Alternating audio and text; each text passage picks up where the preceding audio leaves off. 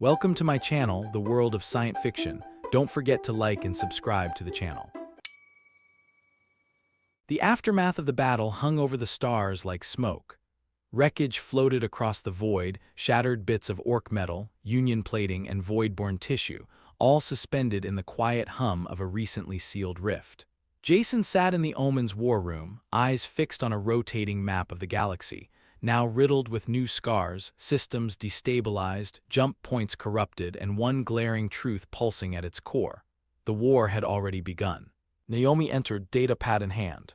Reconstruction estimates for Zurith are coming in. It's bad, but they'll recover. What about the Union? Not happy. They're claiming jurisdiction over the Rift Zone, already trying to push the Orcs out of the area. Seyna entered, armor still streaked with ash. Garun wants to meet, privately. He's worried about what the Union might try now that the Voidborn are a confirmed threat. He's right to be. They don't want peace, they want control. We just gave them the perfect excuse to expand their authority system-wide. Also, we're apparently now famous. The battle footage leaked. People are calling us the Flameborn. Great, just what I needed, branding. This isn't just politics anymore, Jason. If the Union tries to detain you or claim the Shard, They won't, but what if they do? then I remind them who saved this galaxy. Outside, the Union ships hovered like vultures. Inside, a crew prepared for the next betrayal.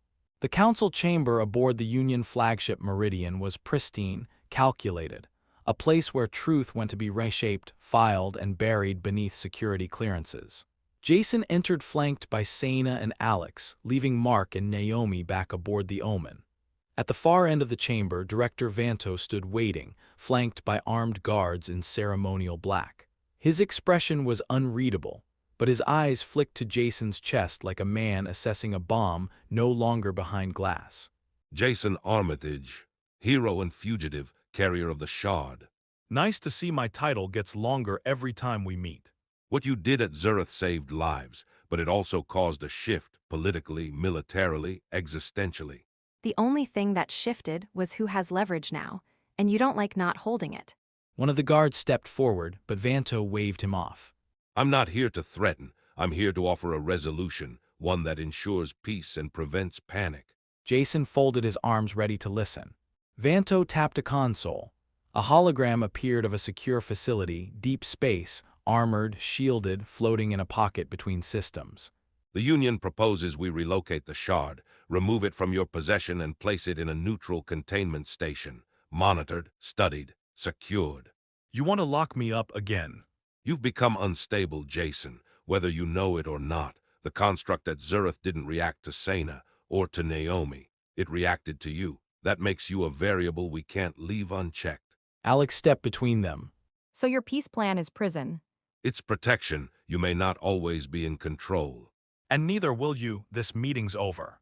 Walk away, Armitage, and you forfeit all Union protections. You'll be hunted, by us, by every faction that fears what's inside you.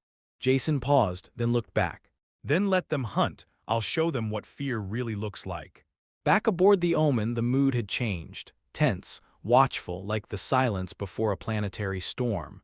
Jason stepped onto the bridge, Vanto's final words echoing behind his eyes, "You'll be hunted." Seyna joined him moments later, helmet tucked under one arm. We can't stay here. The Union will move soon, either to box us in or bury the story. They already are. I'm intercepting data wipes across Union networks, witness logs, battle telemetry, footage of the Rift entity. They're erasing the entire encounter. Classic government playbook, control the narrative, own the fear. Not this time. Naomi, secure our backups. Every bite of that battle gets copied, compressed, and encrypted. So what's the plan? We can't outrun the Union forever. Not if they start throwing actual fleets at us. Jason activated the galaxy map, highlighting the edge systems the Echo had revealed. We don't run, we rally. These are key outposts, ancient war zones, forgotten resistance hubs. The Union buried them, we dig them up. You're building a coalition.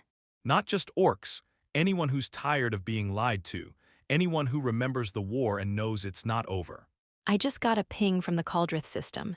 It's a coded Orc signal, primitive but intentional. Someone's out there. Jason stared at the blinking point. Then that's where we start. The Omen's engines roared as it arced into deep space, banking away from Union-controlled sectors and diving headfirst into the Cauldrith system. A region long marked inaccessible on star maps, its jump routes unstable, its comms silent for decades. Jason stood on the bridge, his eyes never leaving the window. Naomi's voice rang from the console. Signal is still active. Low-frequency pulses. Someone's alive down there, old Orc frequency, encoded with flame symbols. That's the sigil of the Ashwalkers. They were thought extinct. Alex glanced back from the pilot's chair. Well, if they're not, they're about to get company. The Omen descended through the upper atmosphere of Cauldrith Prime, a planet scorched in old battles, crimson skies, burned-out forests, and broken cities swallowed by time. They landed on a cliffside platform overlooking a valley, once a battlefield, now eerily calm. The crew disembarked, weapons holstered but ready. Jason scanned the ridge.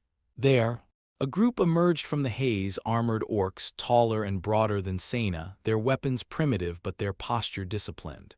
At their head, a figure cloaked in black and red, carrying a massive, rune-etched hammer. He stopped 20 paces away. Are you Armitage? And your Ashwalker kin. The figure removed his helm gray-skinned, eyes burning gold. I am Tharn, last captain of the dying line. I saw your flame in the void. It woke us. Seyna stepped forward, placing a fist to her chest. The Ashwalkers were legends of the first collapse, warriors who marched into the dark when others fled. And now you carry the shard, the last key to the gate we sealed with blood. Then stand with us. The Union won't fight the Voidborn, they'll try to control it. And next time, there won't be survivors. Tharn looked to his warriors. They nodded. Then the Ashwalkers rise again.